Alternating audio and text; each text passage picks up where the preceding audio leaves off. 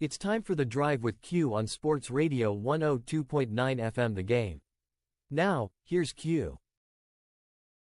Everyone, 5 o'clock straight up on a Monday edition of The Drive with Q, coming at you live inside the friendly confines of the Sports Radio 102.9 FM The Game studios. I'm your host, as always, Rich Quinones. We'll take you up to 6 o'clock straight up, 60 minutes to play with on the 17th of February on a Monday. It's turned out to be a not so bad day up and down the East Coast, 2025. Don't forget the 727-858-6650. That'll get you involved into a sports talk, bring something to the table. Very, busy weekend in the world of sports.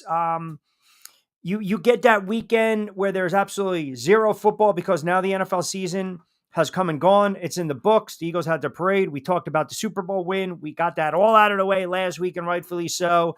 And now you move ahead to the offseason, which we will get into in a moment because there was a major story that came down over the weekend in the NFL. And you want to talk about the damage control or the spin that's going to have to be presented to many right now, including members of the media. That has to do with Jonathan Martin, the former Miami Dolphins lineman, and of course, one Richie Cognito. We'll get into that. As always, we encourage you guys to get in on the conversation. But I want to start, probably to some of your chagrins, the NBA All-Star Game, NBA All-Star Weekend, which can we just turn around and can we all just admit that if the NBA wants to find a way to salvage, just these bad ratings, because that's exactly what it is. The product is just not, it's not a desirable product right now. It isn't. The games, and you're talking about a person that absolutely loves the NBA, absolutely loves hoops, as you guys all know. And the product right now is so bad that it basically just sits and it bleeds in to All-Star Weekend, which has turned out to just be a drawn out, boring, unbelievable, just horrible friggin' weekend, man. The new tournament, bring back the days of the legit slam dunk contest, bring back the days of the legit 3-point shooting contest. And now you've got a game that's not even competitive. You're trying to break it down into several teams with celebrities who are just nonstop yapping. Kevin Hart, all right, we get it already. You're funny. Ha ha ha. Let's move on. Enough is enough. You got players that aren't even playing in the game. You got veteran guys, i.e. the Anthony Davis of the world, the LeBron James of the world. I mean, the All-Star Game weekend was a great event. And the All-Star Game, even if you go back 15, 20 years ago, at least the game was competitive. It's not even competitive anymore.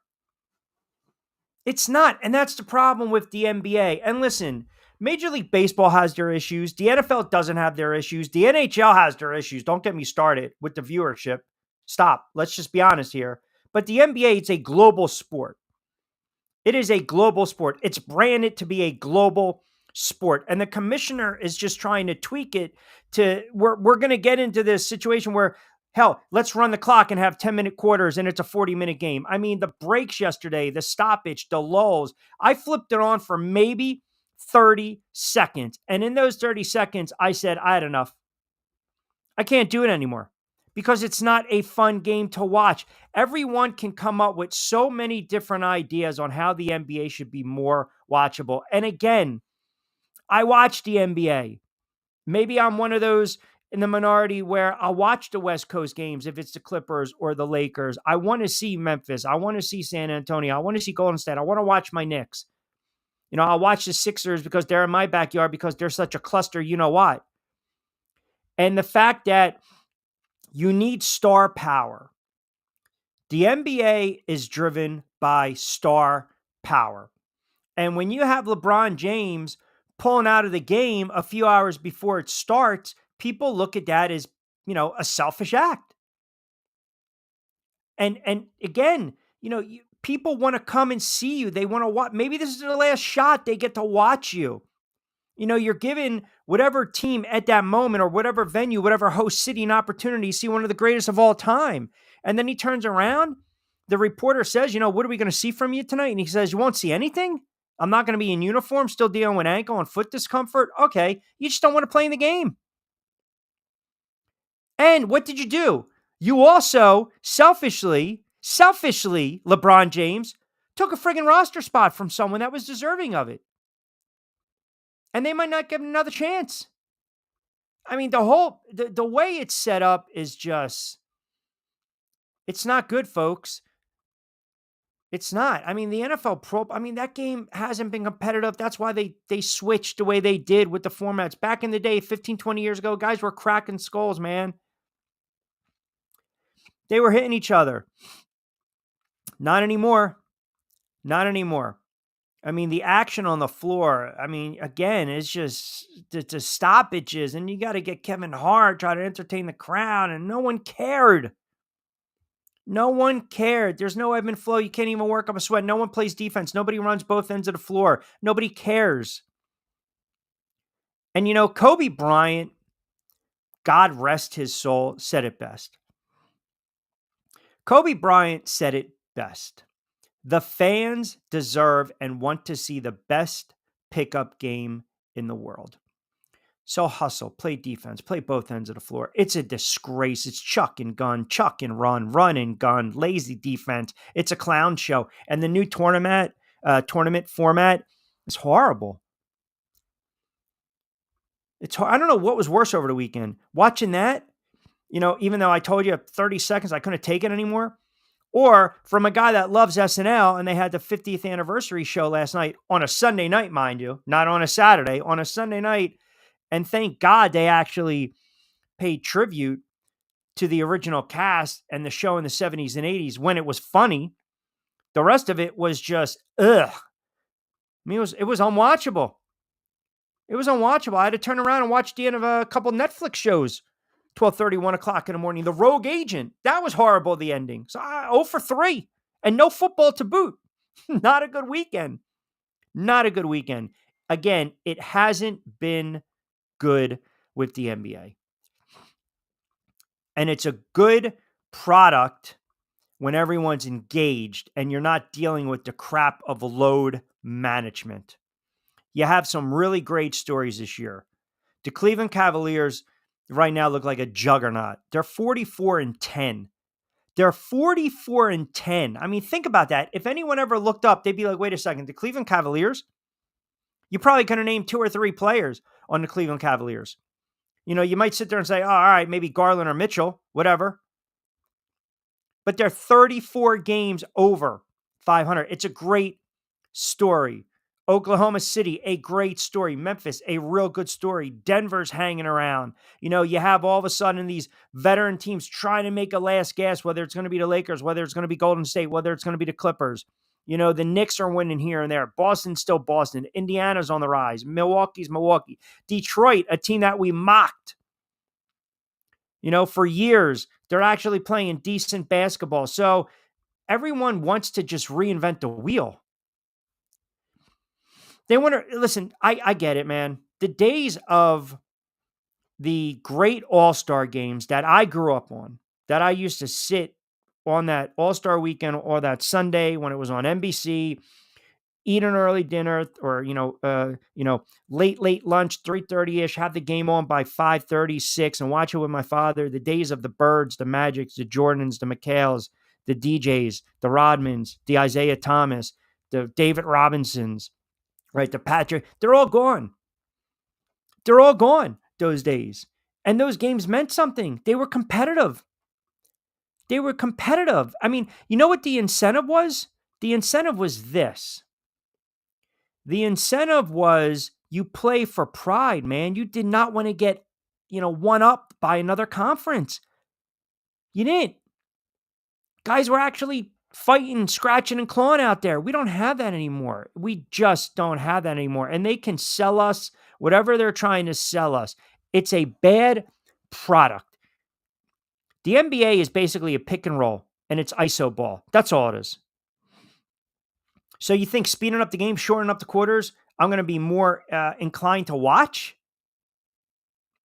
I don't think so. I don't.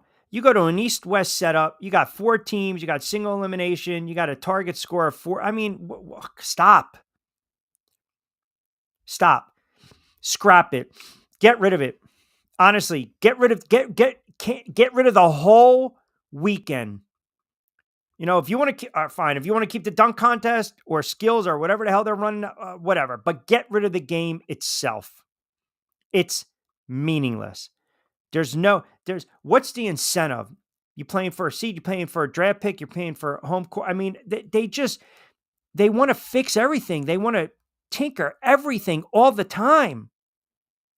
I mean, when did we come to this point? Even with baseball. Baseball is meant to be played a certain way. 27 outs. That's it. 27 outs. Tennis, the same thing. You get that last point, you got to close them out. There's no length of time. There's no duration. You play until it's done. Baseball, get those 27 outs. The NBA is made to be played a certain way, and all they're doing is just trying to reinvent the game. They're trying to reinvent the game. Why? Because people and the fans are tired of the great players taking off.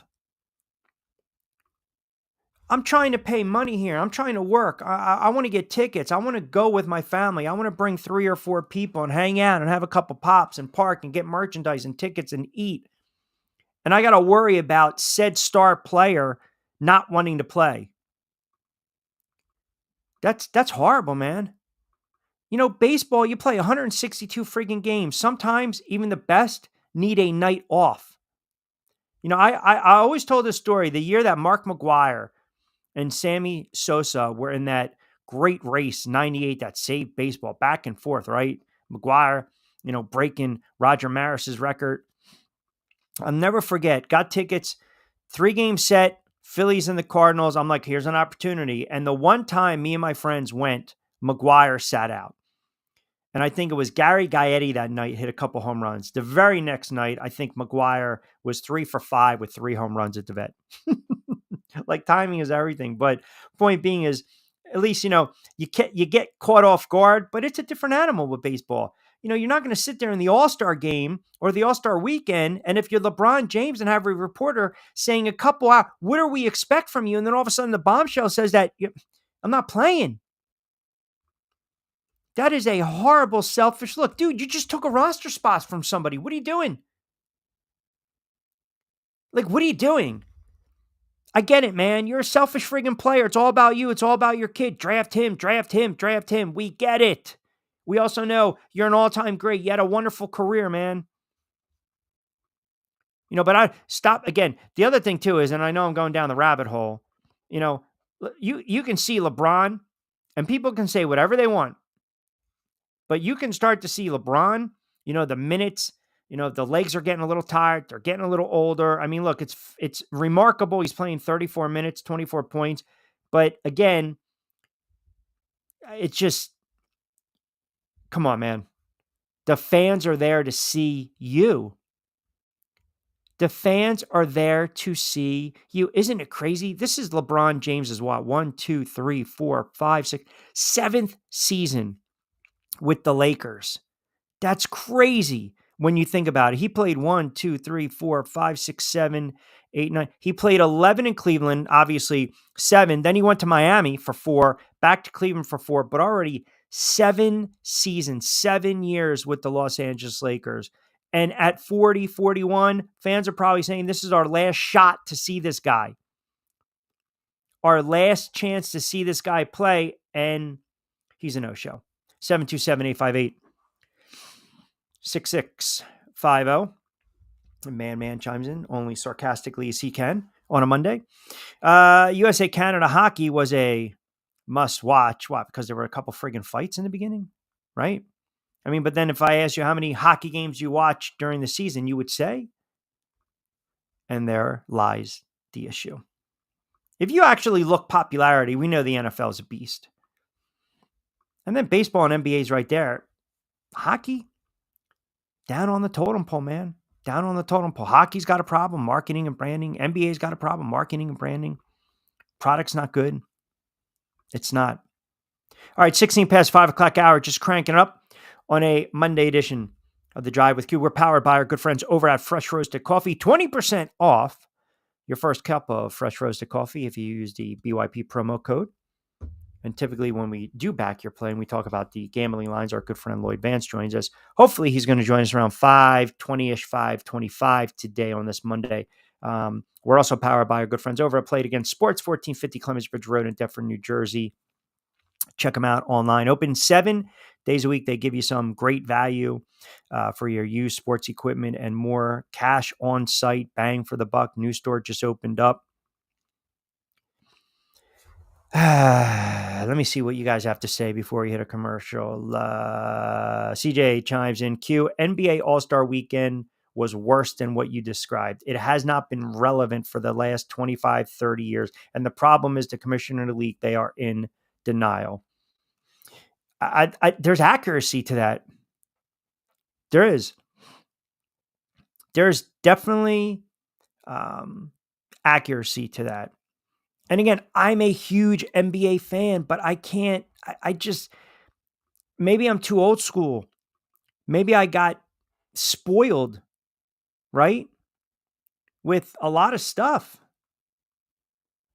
with the NBA. I mean, LeBron, it just, again, man, you can't come out and say you're not going to play right before tip-off. That's a horrible look. That's selfish, man. It's like, again, you listen, we get it. You're LeBron James, an all-time great, Mount Rushmore, the resume, the body of work, the MVPs, the championships, the face of the league for so many years, the face of several different franchises for so many years. That's even more why I think people are disappointed. It's different. The Pro Bowl, obviously back in the day, if teams are participating in the Super Bowl, the quarterbacks aren't going to play. But it's different in the NBA. 727-858-6650. A quick timeout. We'll come back on the other side. Got a lot more comments coming in. Want to hear from you guys as well. Did any of you guys watch the weekend's festivities? Also, a lot of NFL to get into. The bombshell story coming out regarding, if you recall, Richie Incognito several years ago and Jonathan Martin. Wait until we dive into this if you haven't already heard about it on the other side. 727-858-6650. We'll take you up to 6 o'clock straight up on a Monday edition of The Drive with Q right here inside the friendly confines of the Sports Radio 102.9 FM The Game Studios, Coastal Sports Network. Rich Quinones here. You can connect with me at Rich Q on Q, as well as on Facebook. And we are live on several platforms. We'll get to your comments, your texts, your calls as well, right up on the other side. Lloyd Vance is going to join us, and we'll talk a lot more NFL too before we get out of here at 6. Adopt US Kids presents What to Expect When You're Expecting. A teenager. Learning the lingo. Today I'm going to help parents translate teen slang. Now, when a teen says something is on fleek, it's exactly like saying, that's rad. It simply means that something is awesome or cool. Another one is totes. It's exactly like saying, totally, just shorter. As in, I totes love going to the mall with Becca. Another word you might hear is jelly. Jelly is a shorter, better way to say jealous. As in, Chloe, I am like so jelly of your unicorn phone case. You don't have to speak teen to be a perfect parent.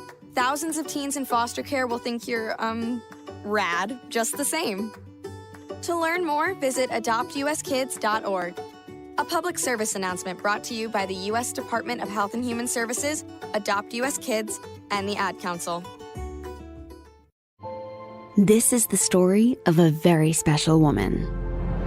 In a matter of seconds, she turned herself into a great mathematician or an entrepreneur. Her knowledge was limitless and still is. She could also make monsters disappear, especially those that lurked in the shadows under the bed. Once, this woman put back together a teenage girl's broken heart, which had been shattered in 1,000 pieces, just by giving her a bear hug. She masqueraded as a regular person at work, but as a superhero at home. Everyone knows her as Gabriella. I still call her Mom. Your hero needs you now, and AARP is here to help. Find the care guides you need to help, complete with tips and resources at aarp.org/caregiving. A public service announcement brought to you by AARP and the Ad Council. Download the Sports Radio 102.9 FM The Game app and tell your friends that Florida has a new leader in digital sports radio. All right, 727-858-6650. That'll get you involved on a Monday edition of The Drive with Q. We'll take you up to 6-ish. Lloyd Vance, hopefully we will hear from him in a couple moments as we get set to go off-season NFL, which, oh, by the way, let me get to a couple quick comments and then we'll get into this NFL situation. So Kevin C. chimes in. Q, agree with you. It hasn't been relevant since the 2000s, but I think you are a little too nostalgic talking about the 70s and the 80s. The game is totally different. There was no load management back then. And the one caveat, Q, is there are no more dream teams. That's a fair point. But again, we're talking about how the game used to be. And we're talking about the All-Star Game festivities. And we're talking about how the fans would get juiced and jacked and ready to go. And there was so much more at stake. You watch a three-point contest with Hodges and Bird. You watch a slam dunk contest with Nance and Jordan and Dominique and Kenny Skywalker. Those were the days, man. And maybe I am a little too nostalgic, and that's okay. But I know what I'm seeing right now. It's not a fun festivities. It's not a fun weekend. It's not. It's just not a, I guess you can say, a weekend that has become enjoyable if you're an NBA fan, and you can't have the load management. All right, let's bring him in, because you know why I have to bring him in? Because all I'm hearing, well, that's Angel. We'll bring Angel in a couple moments. We got to bring up Lloyd before we do, and I apologize for that. But all I hear is friggin' rustling back there. I mean, what do you got? I mean, what you got your notes back there? You open up. I'm trying to do my diatribe here on the NBA, and people shuffling papers. You got the notes. You can. Well, your audience can't hear it. I'm just getting ready, my man. If I can hear it, they can hear it, my man. I got to be prepared, brother. I don't know the kind of stuff you pull on Monday nights with Lloyd Vance's Insider Football. I don't know if it's free reign. I don't know if it's a little more lapsed. We don't do that on a Monday edition. Well, your producer's got to have me down. You know what I mean? Hey, listen, the level needs me down before. Look, he's like, going on.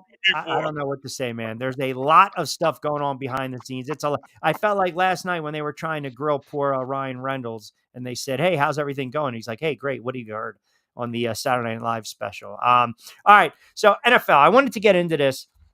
So the big bombshell, the big, the news that drops over the weekend is the whole saga from several years ago. Richie Incognito, Jonathan Martin, both of them play for the Miami Dolphins. It was a big story when Jonathan Martin coming out talking about players basically bullying him, and Richie Incognito was the leader, if you will, of guys that were bullying Jonathan Martin. He kind of headed it up, and now basically Jonathan Martin admits, walks back, admits that those allegations, which they rocked the NFL, man, because I remember we talked about it at length on the radio for months. He turns around and basically says, yeah, not true. Not true at all. And then to find out that his mom got involved and started to actually throw out the word bullying, this, that, the other thing. It's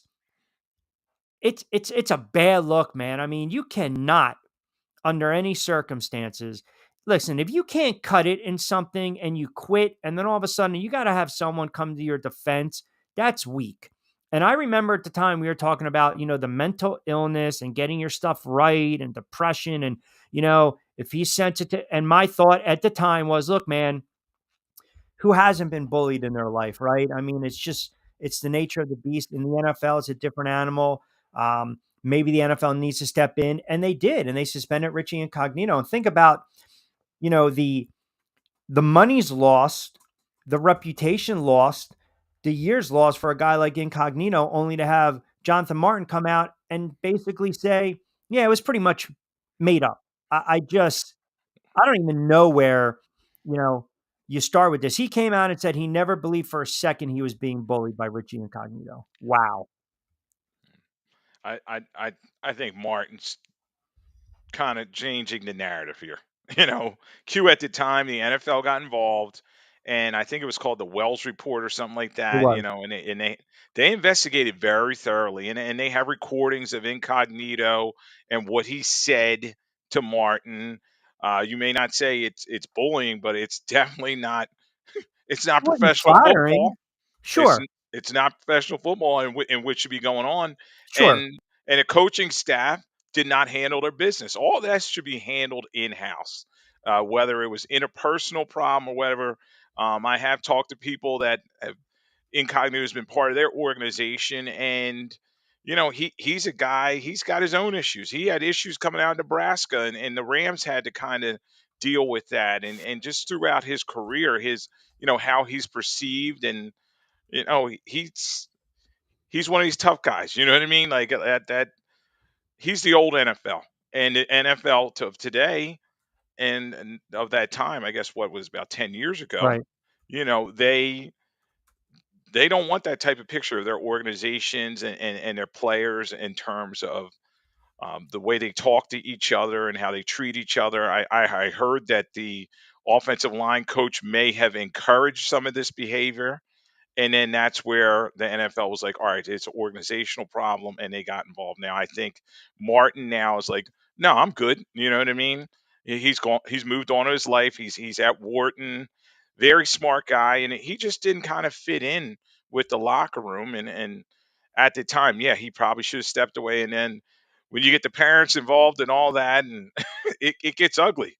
I mean, I saw it here in Philadelphia with Eric Lindros and his family and the Flyers, and they just couldn't.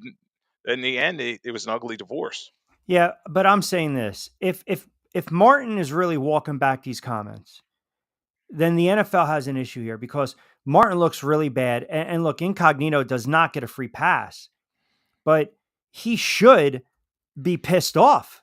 I mean, he really should because he was suspended indefinitely. I mean, we're talking 12 years now. All of a sudden, the story's coming out. Then you got to pull down a couple olive branches and talk about the media members that were crucifying this guy. And think about it. Look, you got a player that can't hack it. Okay.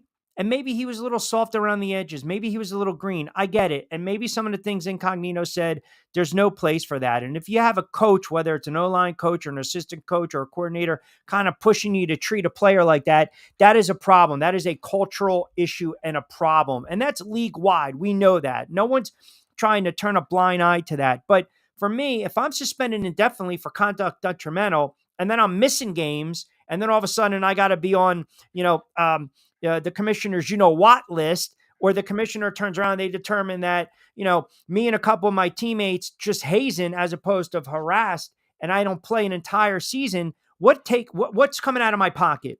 Money is, opportunity, contract extensions, to maybe hit free agency, to maybe get more money. I would be livid.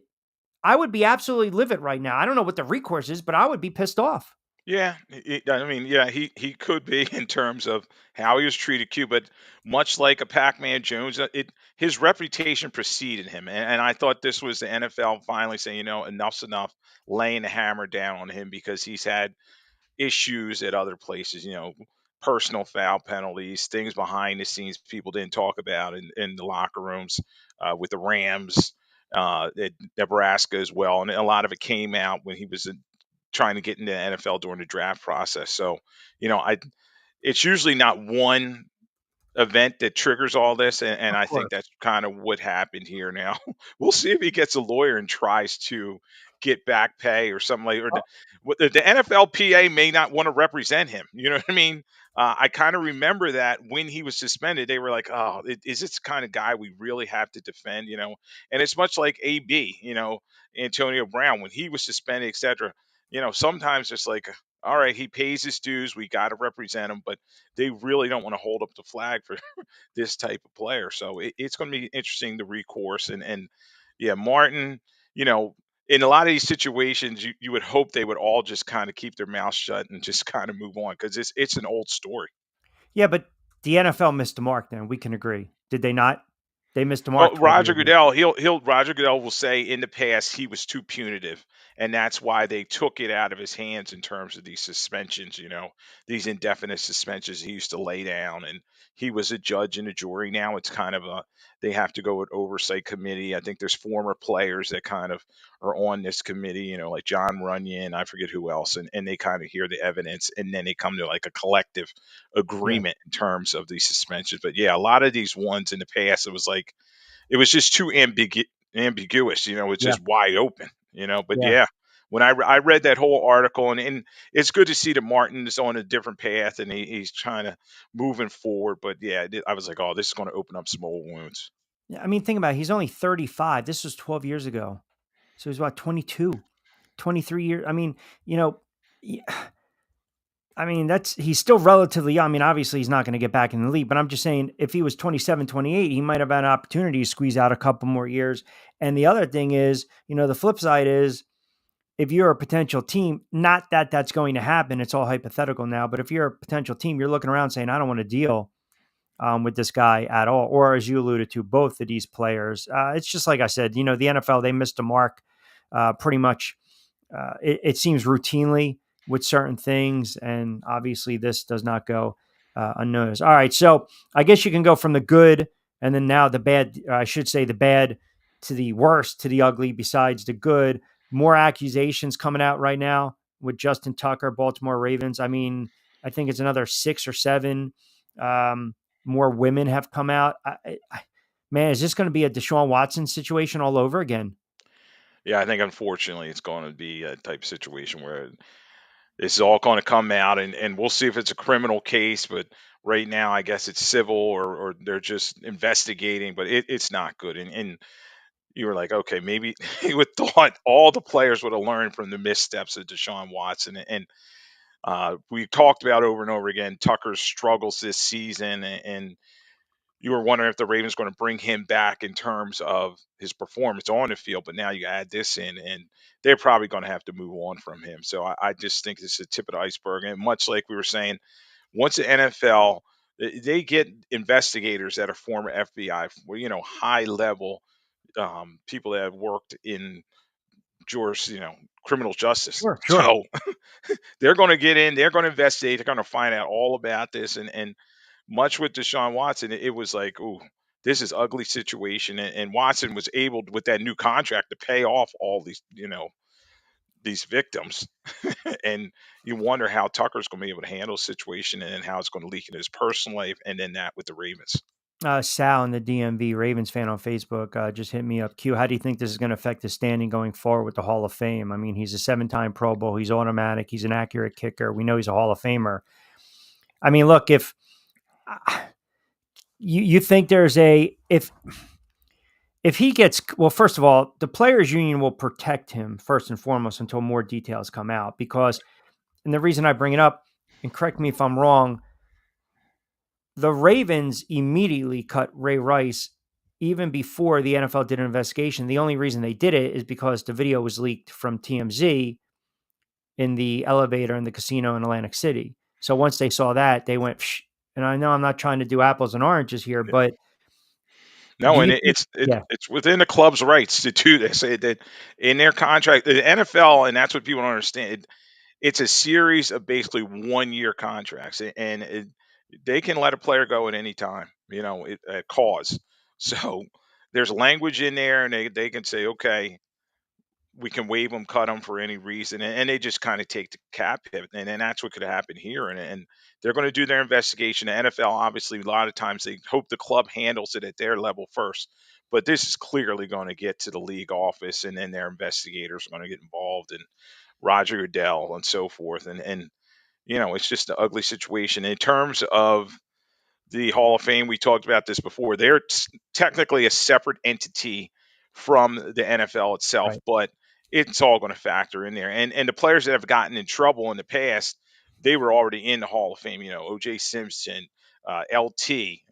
That's Lawrence Taylor. These Ray guys. Lewis? Ray Lewis.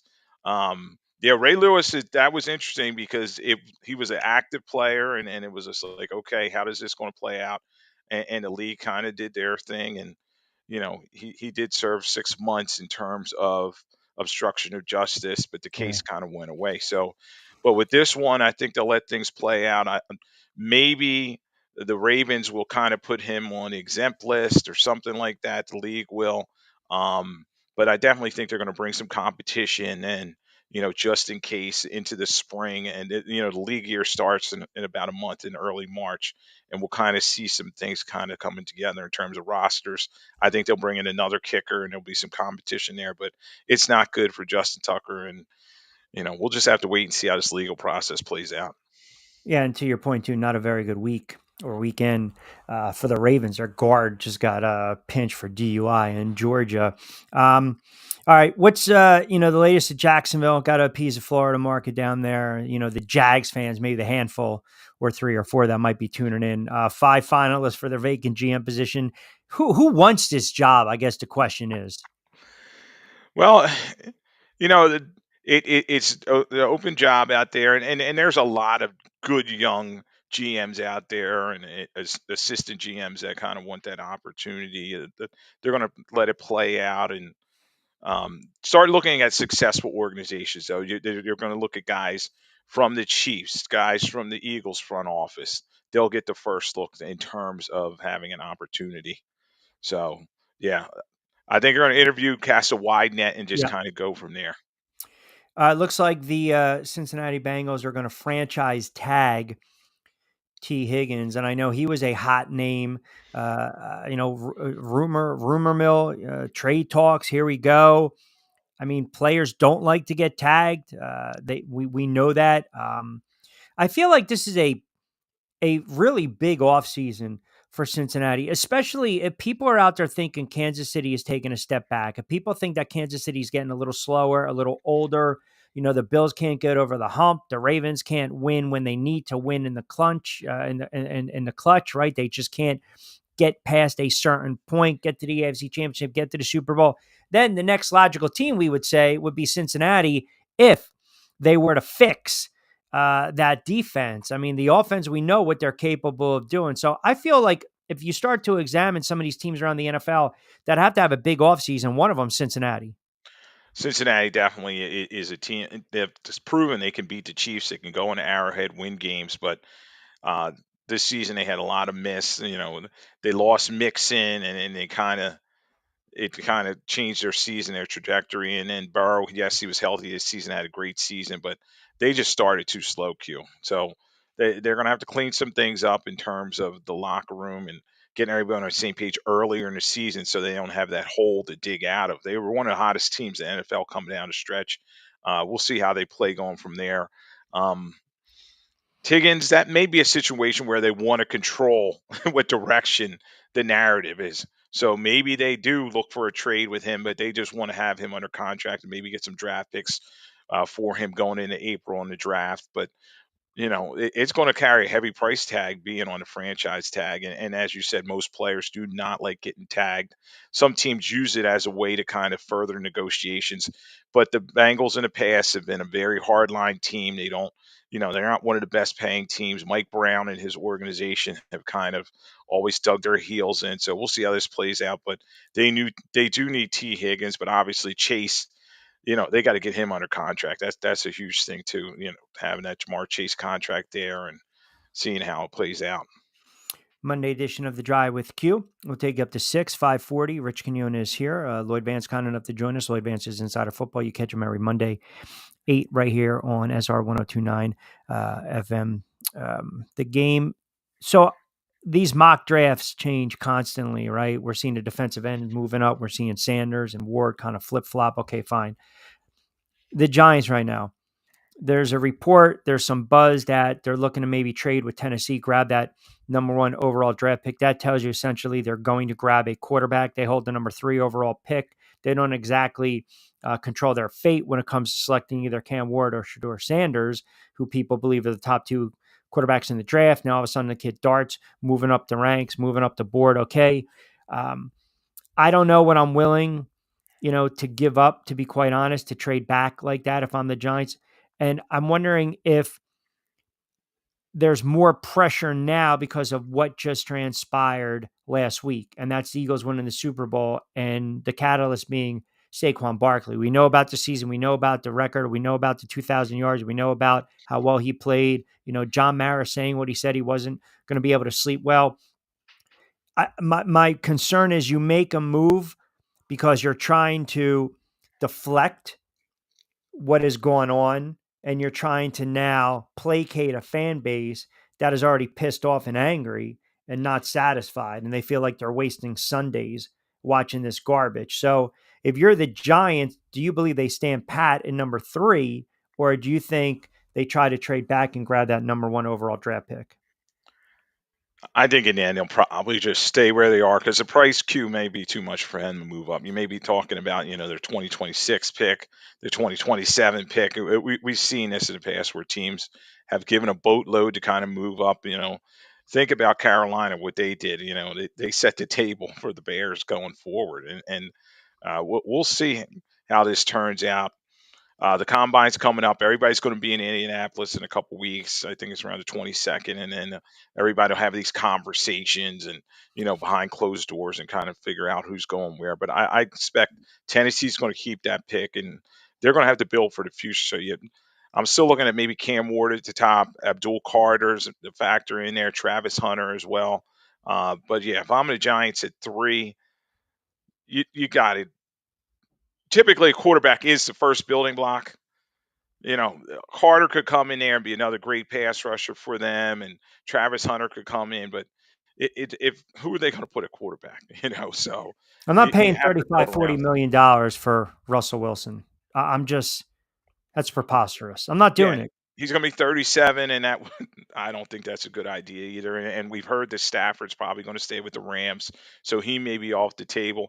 Uh, I know you and I joked last time about Aaron Rodgers switching locker rooms and going over the Giants, and I don't think he's the answer at 41. So I expect Carter or Sanders may drop to the Giants, and then they're going to have that decision to make, and you know, and then everybody question. It's just kind of what you were talking about, like with Saquon thing.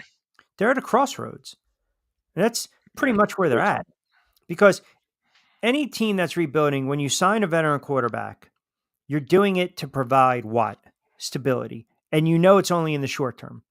That's why they call it a bridge. It's a short bridge. You walk over, then you move on. And again, it doesn't change the fact that the Giants right now, Lloyd, still need a young quarterback, a dynamic quarterback, something that will, have the fan base clamor to, gravitate to. I don't know if it's the guys coming out of there. I don't. Nobody knows that until they're suited up and they play on Sunday. But what bothers me the most is they put themselves in this position because they emptied the chamber on Daniel Jones. It blew up in their face. They never addressed what they had to address, and they paid some players some horrible salaries, and they got screwed with the cap and dead money. If you go with Wilson or another veteran, okay, are you going to be, is this going to be a 2 or 3 year rebuild? Because if you draft Ward or Sanders at 3, just insert quarterback. I don't care if it's Joe Schmo playing at the friggin' YMCA or the local high school field on a Saturday. You draft him at 3, his ass is starting week 1. He's not sitting. Right, and it's got to be a building block player. So they got to do their homework, do their due diligence. Shane, he hung on to his job. Dayball hung on to their jobs. This is where they better make the right decisions, or they're going to be out of there. So it's going to be tough. They're going to have a lot of eyes on Ward and Sanders. I don't know if they're going to throw yet. That always factors into it with their agent at the combine. But they'll have their interviews with them. I heard that Shador did have visits with the Raiders and with the Giants this past couple of weeks. They've kind of already started talking to him, trying to feel him out, see what's going on with him. But yeah, they got a lot of homework to do. But you're correct. You got to have that good young quarterback. We see it all around the NFL. Teams are rudderless because they have made bad decisions on quarterbacks, particularly young ones. They invest in a young quarterback who did not work out, and then they just got to change direction. And that's what happened with the Giants. You and I talked all the way back when Daniel Jones was drafted. I said he was kind of overdrafted, and then he had that great season, and they gave him the money, and then they were stuck with him. But they've moved on from him, and it may take 1 season, 2 seasons to kind of rebuild, and that's tough for Giants fans to stomach when you're looking down the road. The Eagles, they've been to 2 Super Bowls in the last 3 years, and they've won one of them. So, and the Eagles are talking big, because they're young. They're a young team, and they got a lot of swagger right now. So, and then you look at DC, Washington, they have Jaden Daniels, a guy who Dayball and Shane coveted. You knew they wanted him, but they didn't pull the trigger, and then now Washington has him, and he's going to be a headache for the next But 10 that, years or but so. that's the problem that you have when you put yourself in this position. That's the problem when you have to deal with a bridge quarterback, or you're playing a rookie, or you're drafting a rookie. It's sink or swim. Sink, and you set your franchise back another 3 to 5 years. Like that's the problem. And like no one ever, I feel as though it's like the elephant in the room with some of these NFL teams. I mean, it shows you once again how just astute and the business acumen of a guy like Howie Roseman. Everyone basically was ripping him for drafting Jalen Hurts. And now you got a Super Bowl MVP. Which leads me to this. We talked about it last week. You and I didn't, but me and the listening audience did. So we were talking about Jalen Hurts standing, and it's crazy that Prisco from CBS is still saying Jalen Hurts is not a time. So I've been going back and forth with everyone. So we can agree Mahomes, Allen, and Jackson. However you want to slice and dice. 1, 2, 3, right? I put Burrow somewhere in there too as Well, well. Yeah. I'm gonna right, but Yeah. I'm saying those three, and then stick Sure. Burrow. Okay, fine. Yes. Who's 5? Who is fun? Put Jalen Hurts in there. You know what I mean? He won.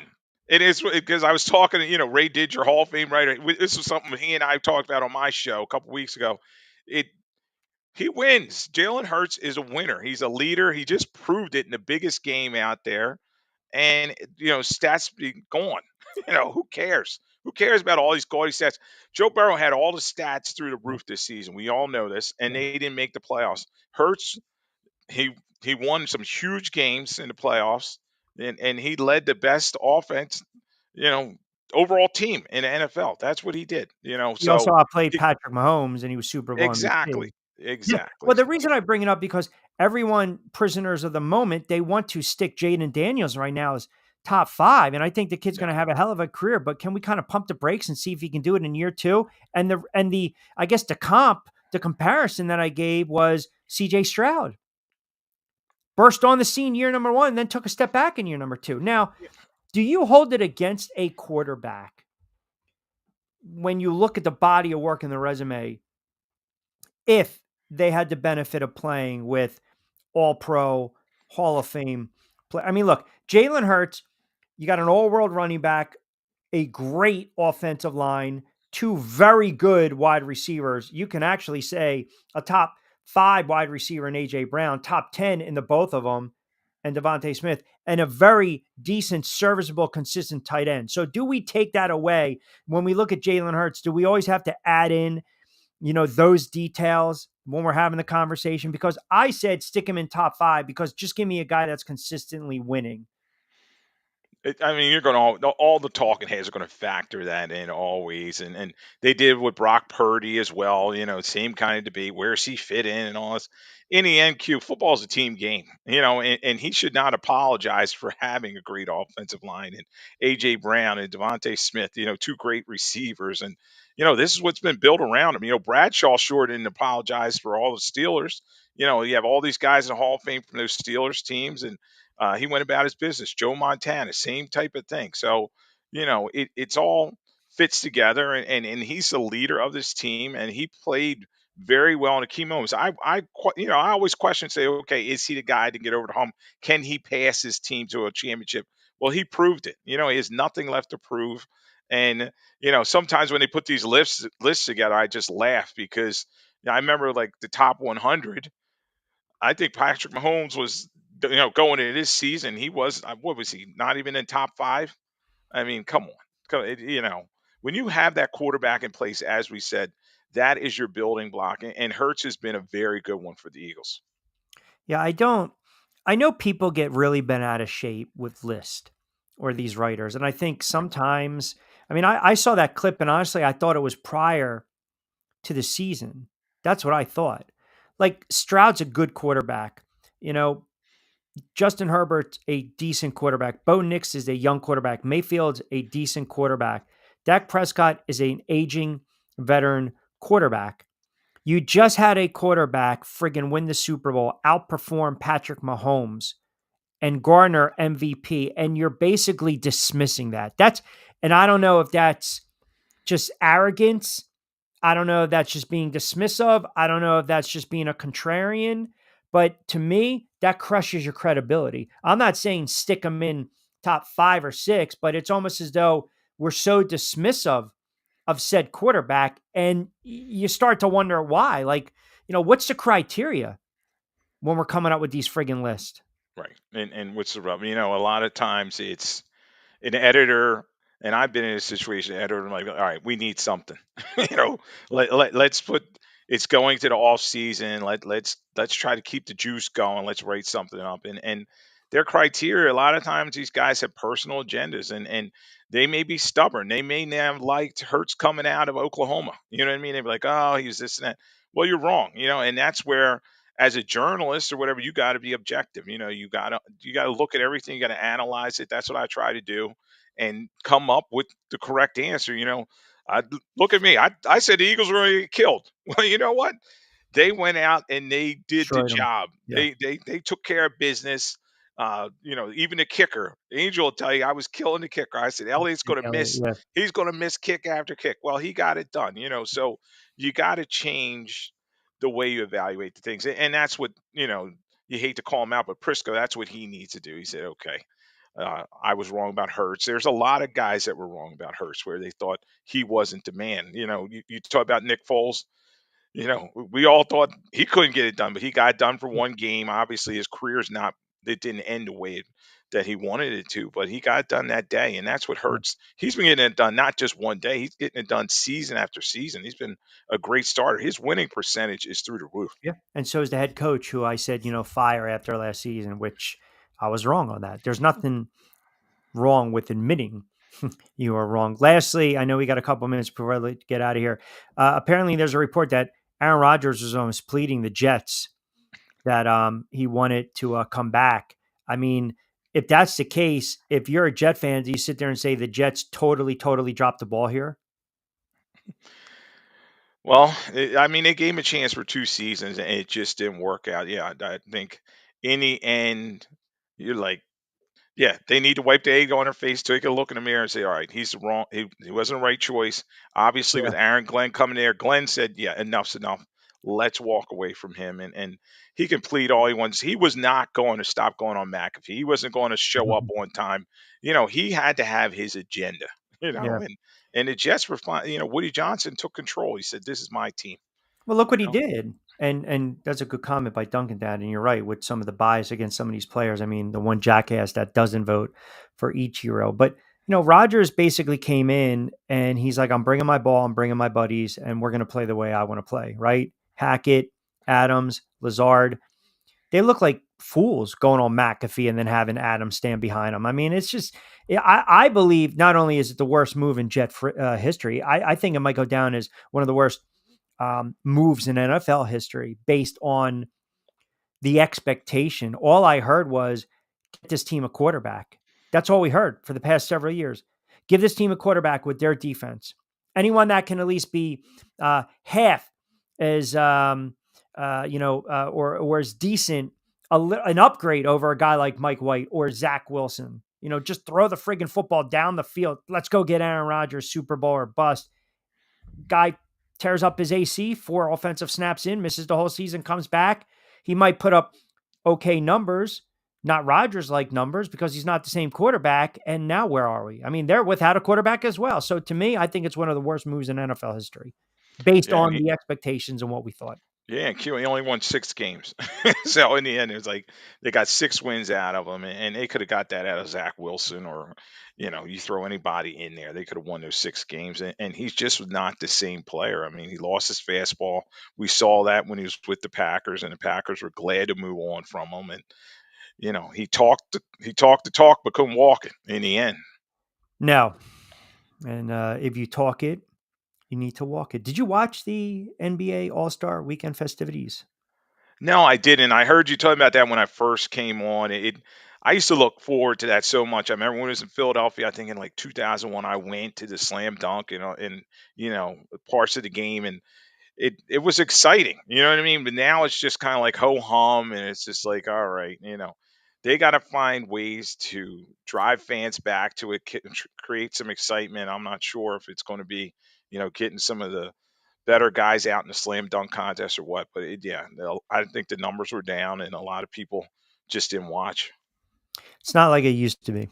Even when the Pro Bowl was competitive, right? The All-Star game meant something. It's just And now it's just a party. It's yeah, just a party yeah. for everybody to get together. Which means I'm showing my age and my grumpiness comes into play with that. Get off your lawn. Did you watch? Did you watch SNL 50? Yeah, my wife's a big fan of that, and we What did watched you a think lot of of it? it. Did you think it was eh? No, I love watching. I like the historical context. Well, that's yeah, I'm good with that. But some of the skits, I was like, enough. I mean, they literally they had a skit that went back to skits that are like 20, 25, 30 years old. Right. They were like, yeah, not very topical. No. What I was going to say is, you can't air. They would have been canceled within 5 seconds. Oh, I was like, how the hell? Because I am Saturday Night Live guy fan, and I was like, how the hell did they ever get away with some of this stuff, man? I mean, you go back the banter between Chevy Chase and Richard Pryor. Oh my that was god! one. I remember that episode very well. Are We you were huge kidding? Pryor fans at my house. My father loved them. So Live on I Sunset remember Strip, man. I Live on remember Sunset that one, Strip. and yeah, the stuff going back. You're like, wow. But Yeah, they had absolutely. they had fun with it. So Oh, well, yeah. they were half stoned, most of the time. Lloyd, Lloyd Vance is out of football. Yeah, we're looking forward to it tonight. Kevin and I will talk about off-season news notes and trying to get a guest together to come on, talk more. I want to find out about the Eagles parade. Who went, how it went, and all that stuff. I see you survived, so but I had a lot of friends or family that went down there, and so Did you give them my best? I did. You know how they feel. They're like, tell that Q to shut up. He's a Giants fan. But hey, wear that badge well. And then, I was just glad most of the people that went, everybody pretty much got along. There weren't a lot of problems and stuff out there. You always worry when a million people get together. So. Yeah. Except from like 1 or 2 gunshots, but there's always bad apples in the bunch. All right, my friend, we will definitely tune you in tonight at 8:00. Always appreciate a couple moments, pal. All right, Q. Thanks for having me on. All right, there you have it. My guy, Lloyd Vance, kind enough to jump on for a couple moments. I know we have to start wrapping it up. I got a lot of Facebook comments. Let me see if I can squeeze a couple of them. Sergeant Delaware chimes in. Q, agree with you on that one. I think the All-Star game has lost its luster about 20 years or so ago. I remember the dunk contest was must-watch. 3-point contest, Bird raising his hand, must-watch. Not anymore. Sally files back up. Ravens fan from the DMV. You're right, Q. Not a very good weekend for the Ravens, and I'm not sure they'll ever be able to get over the hump in a stacked AFC. All right. We got Jay coming up at 6-ish.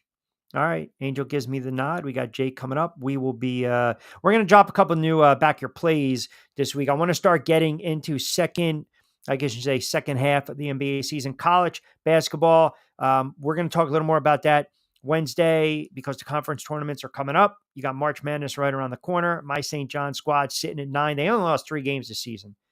And they were, I think, by 5 points or less. That's unbelievable. I mean, they could almost be an undefeated team, but I will give you some good lines and some odds and some plays for this weekend. And we're going to start really hammering Major League Baseball as well. Steve Gardner, USA, is going to join us. Costco on college basketball. And we have some other guests that we are lined up as well. So always keep it locked in right here on SR 1029 FM, The Game. So you got Jay coming up. You got Lloyd Vance coming up. You got Pete tomorrow. 7 to 10. You got him, obviously, Monday to Friday, 7 to 10. Myself, middays with Q, 5 to 6. Just intermittently going forward, Monday, Wednesdays, and Fridays. You got some new shows added with Jonathan Marshall Show. You got Duncan Dad Show. So you got some really good content check out the programming grid, the schedule events, and we always encourage you guys to go on SR1029thegame.com and you check out the starting lineup, and you can go whoosh, right through the gamut. And Angel's got some good coverage on USF athletics and also some of the racing stuff as well. All right, so with that being said, I know we got to start getting out of here. So you got Pete. He'll wake you up tomorrow 7 to 10.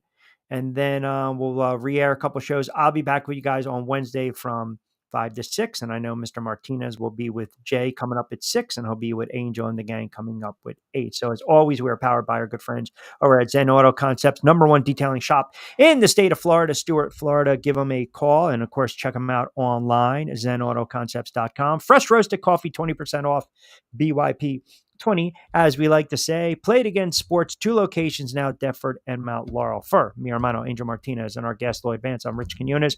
Appreciate everyone keeping us locked in for the past 60 minutes of the Drive with Q. Have a good Sports Monday. We will talk to you Wednesday. As always, be safe, be sound. Hasta luego, buen día.